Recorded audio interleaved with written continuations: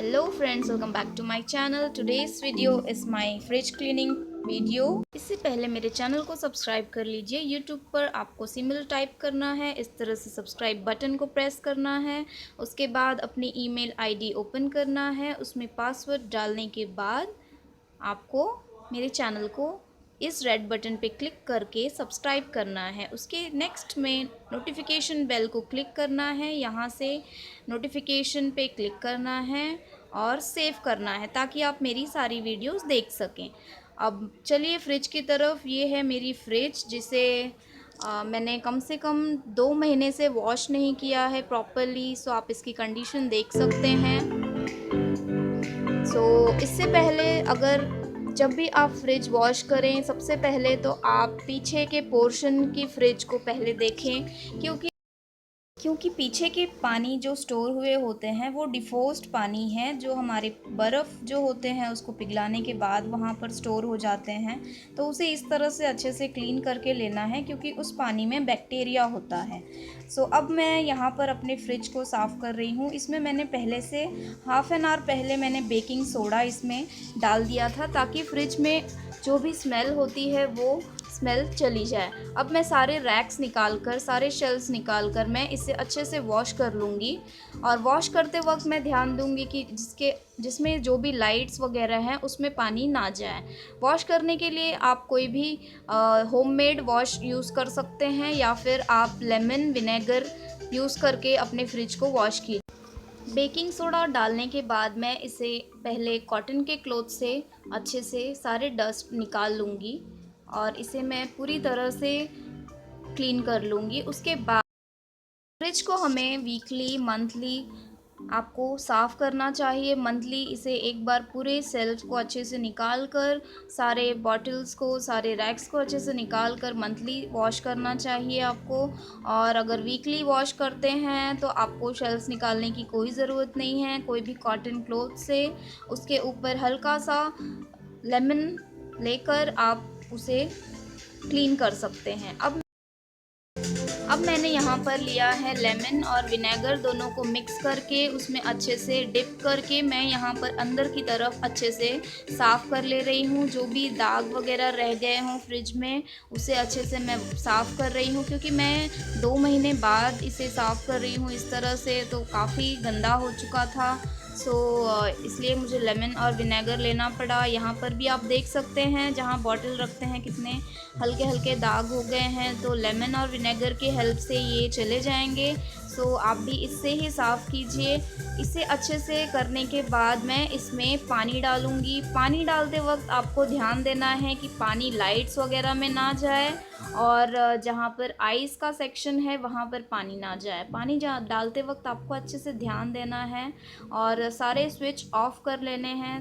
Fridge को साफ़ करने से पहले सारे बटन्स ऑफ़ कर लेने हैं, और पानी डालते वक्त बिल्कुल भी सावधानियाँ आपको बरतनी हैं, ताकि लाइट्स में बिल्कुल ना जाए पानी। अगर आप फर्स्ट टाइम वॉश कर रहे हैं तो आपको अच्छी तरह से ध्यान देना है कि पानी हमें कहाँ यूज़ करना है।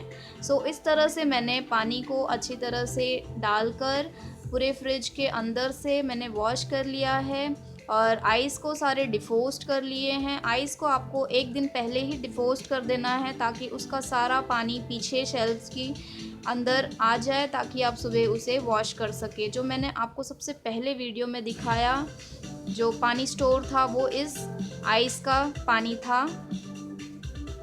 इस तरह से मैंने इसे अच्छे से वॉश कर लिया है। अब सारे शेल्फ्स को मैं वॉश करूँगी। इसे आपको 15 से 20 मिनट तक बंद करके रख देना है, फ्रिज को चालू नहीं करना है। अब मैं यहाँ पर सारे शेल्फ्स को अच्छे से क्लीन कर ले रही हूँ। क्लीन करते वक्त आपको अच्छे से ध्यान देना है कि आपके हाथ में ना लगे, और अच्छे से क्लीन करना है। जहाँ जहाँ आपको लगे कि काफ़ी डस्ट बैठा हुआ है, या फिर जहाँ जहाँ कुछ ऐसे पार्टिकल्स होते हैं जैसे कि मिल्क होते हैं, दही होता है, दाल वगैरह होती हैं, अगर हम फ्रिज में रखते हैं तो उसके दाग रह जाते हैं, हल्दी के दाग होते हैं। तो इसे अच्छी तरह से ध्यान दे के हमें वॉश करना है। और फ्रिज वॉश करते वक्त आपको कुछ बातों का ध्यान देना है, जैसे कि अभी हमने ये सारे शेल्फ्स को वॉश किया, शेल्फ्स को वॉश करने के बाद आपको ये ध्यान देना है, इसे हमें कॉटन की क्लॉथ से अच्छे से पोंछ लेना है। पोंछने के बाद हमें इसे फ्रिज में लगाना है। और अगर आप इसे नहीं भी पोंछते हैं और डायरेक्टली वॉश करने के बाद सारे शेल्फ्स को अरेंज करते हैं फ्रिज में, तो आपको ध्यान देना है कि आप 15 से 20 मिनट फ्रिज का स्विच ऑन ना करें। इसे अच्छी तरह से सूखने दें। ये जब अच्छी तरह से सूख जाए, सारे शेल्फ्स अच्छी तरह से अरेंज्ड हो जाए, सारे बॉटल्स आप अरेंज कर लीजिए, उसके बाद ही 15 से 20 मिनट बाद आप सारे स्विच को ऑन कीजिए। सो यहाँ पर मैं सारे शेल्फ्स को अच्छी तरह से वॉश कर ले रही हूँ। अब मैं इनके सारे पानी को गिरने दूँगी, जो भी इनमें से पानी होगा इसे मैं खड़ा करके रख दूँगी ताकि इसके सारे पानी गिर जाएँ, और फिर मैं डायरेक्टली इसे लगा दूँगी। मैं कॉटन वगैरह से नहीं पोंछती हूँ दोस्तों, क्योंकि इतना टाइम नहीं मिलता घर में कि इसका मैं वेट करूँ, इसके मैं पोंछूँ और फिर इसे लगाऊँ, क्योंकि संडे के टाइम ही जनरली मैं वॉश करती हूँ और संडे को बहुत रश होता है घर में। सो इतना टाइम नहीं मिलता है कि इसे कॉटन के क्लॉथ से मैं पोंछ लूँ। लेकिन मैं आप लोगों को ये सलाह दूँगी कि आप इसे कॉटन के क्लॉथ से पोंछने के बाद ही लगाएं। और मुझे तो जैसे कि आदत है, हमारे यहाँ फ्रिज इतना यूज़ नहीं होता है, इसलिए मैं 15 से 20 मिनट तक, आधा घंटा तक मैं इसे बंद ही रखती हूँ, ये सब शेल्फ्स लगाने के बाद। सो अच्छे से वॉश करने के बाद आपको शेल्फ्स लगाने के बाद इसे फिर स्विच ऑन करना है। कुछ टिप देना चाहूँगी, आप जब भी ऐसे शेल्फ्स को रखते हैं फ्रिज के अंदर, तो फ्रिज के ऊपर आप लाइनर यूज़ कर सकते हैं ताकि आपके ये सारे शेल्फ्स गंदे ना हों।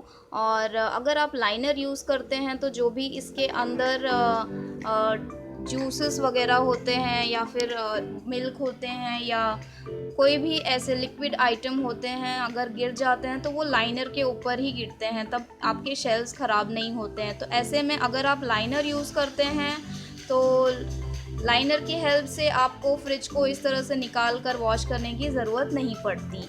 अब मैं क्या करूँगी, मैंने सारे वॉश कर लिए हैं, सारे मैं वेजिटेबल्स के शेल्फ्स को पहले अरेंज कर रही हूँ। ऊपर के सारे शेल्फ्स को अरेंज करके मैं डाल रही हूँ अंदर। मैंने इसको कॉटन के क्लॉथ से नहीं पोंछा है, डायरेक्टली डाल रही हूँ क्योंकि मैं फ्रिज को बंद रखने वाली हूँ आधा घंटा।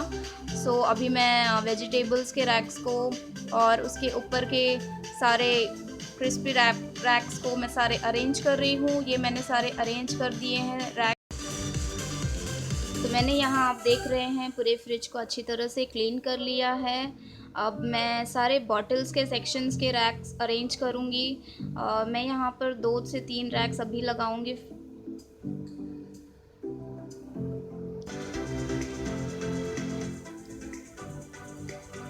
तो मैंने सारे बॉटल्स के भी अरेंज कर लिए हैं इस तरह से, और अब मैं अपने फ्रिज को आधा घंटा बंद रखूँगी।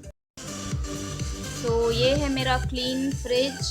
After 2 months I am cleaning. So now I have completed my fridge clean. अब मैं हाफ एन आवर बाद इसके स्विच ऑन करके आपको दिखाती हूँ। सो इस तरह से मैं स्विच ऑन करके सारे बॉटल्स को अरेंज कर दिया है मैंने।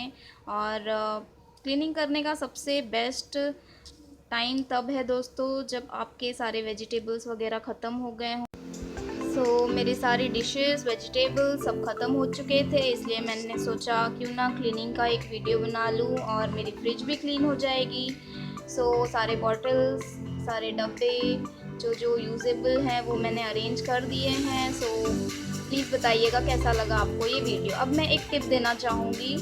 आप यहाँ पर नींबू देख रहे हैं, इस नींबू को आपको फ्रिज के साफ़ करने के बाद चाहे तो आप इसके 4 टुकड़े करके 4 कोने में रख दीजिए, या फिर जस्ट आइस के बिलो में इसको इस तरह से ऊपर से छोटा सा कटिंग करके आपको कोई भी एक बर्तन में या कोई भी एक ट्रे में आइस के बिलो वाले रैक में आपको इसे रखना है, ताकि फ्रिज के अंदर जो भी एक्स्ट्रा स्मेल हो जो नहीं गई हो वो चली जाए। ये ऐसे रखने से आपके फ्रिज में कोई भी स्मेल आना बंद हो जाएगी और एकदम फ्रेश और क्लीन फ्रिज रहेगा आपका। सो कैसा लगा आपको मेरा ये वीडियो, मुझे ज़रूर बताइएगा कमेंट सेक्शन में।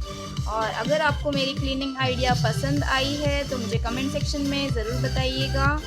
प्लीज़ मेरे चैनल को सब्सक्राइब करना बिल्कुल ना भूलें और मेरे वीडियो को देखने के लिए धन्यवाद। लाइक बटन ज़रूर प्रेस कीजिए अगर आपको पसंद आई है ये वीडियो तो। और मुझे कमेंट सेक्शन में बताइएगा आपको और कौन सी वीडियो चाहिए। मैं आपकी ज़रूर सारी रिक्वेस्टें पूरी करूँगी। सो मैं मिलती हूँ आपको अपनी अगली वीडियो में। वीडियो देखने के लिए धन्यवाद। Bye bye.